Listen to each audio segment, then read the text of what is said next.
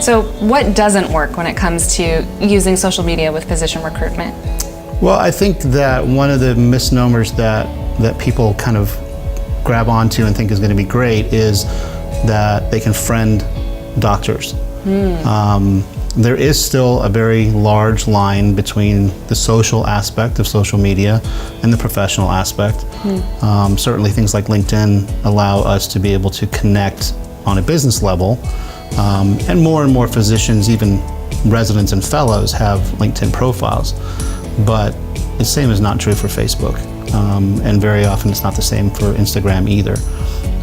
If you look at it generationally, you'll see that the millennials like to use Twitter. That's a great way to get jobs out and post, but it still takes a lot of effort to try and figure out who to follow and get them to follow you. And we do a lot of that through our health system, Twitter account, Facebook, LinkedIn. We have a presence on each of the social media outlets. That's a great point for physician recruiters and also for candidates, that the whole job search process is such a relationship-rich process, and yet there's still that line there.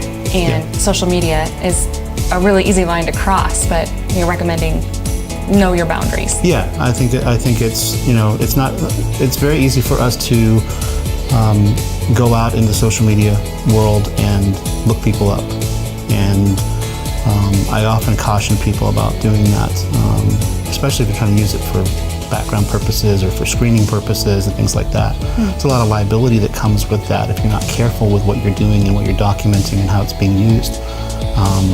So there's kind of pitfalls that you want to stay away from with regards to that, and not put yourself in a libelous situation or a situation where you might get sued.